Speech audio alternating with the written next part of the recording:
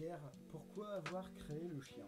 Bon, d'abord, dans la question, il y a déjà une réponse, c'est-à-dire que le chien n'est pas du tout un animal sauvage, il n'existe pas dans la nature. C'est l'homme qui l'a créé en partant du loup.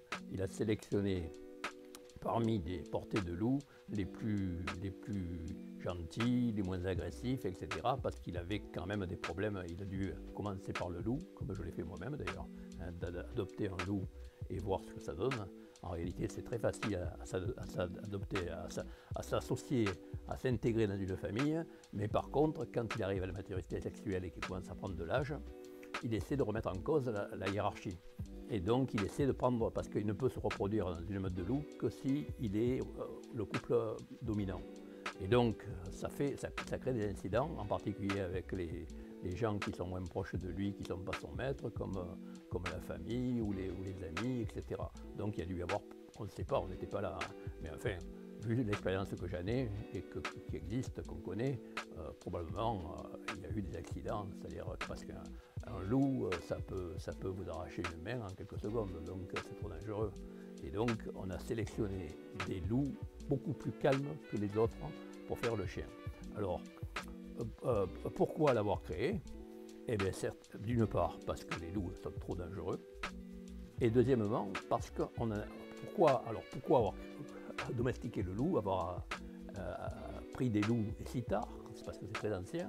Eh bien, parce qu'en réalité, probablement, à l'époque, c'est tellement ancien qu'on n'était pas des agriculteurs-éleveurs. On était bien avant, c'est-à-dire qu'on était des chasseurs-cueilleurs.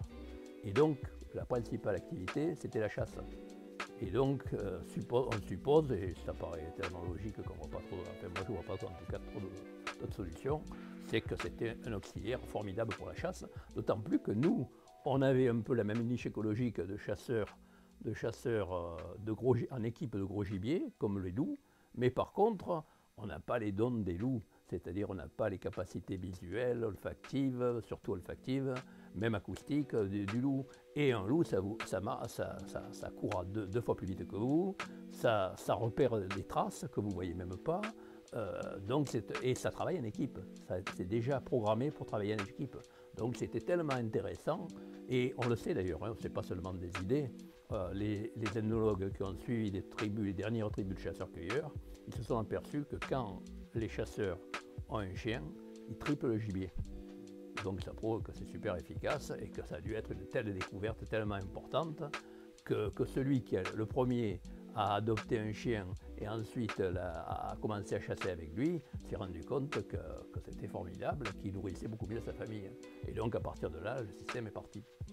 Et après, évidemment, d'abord avec des loups, et puis quand on a vu les accidents, on a orienté de telle manière qu'on a sélectionné chez les loups des animaux beaucoup plus calmes, et c'était les chiens.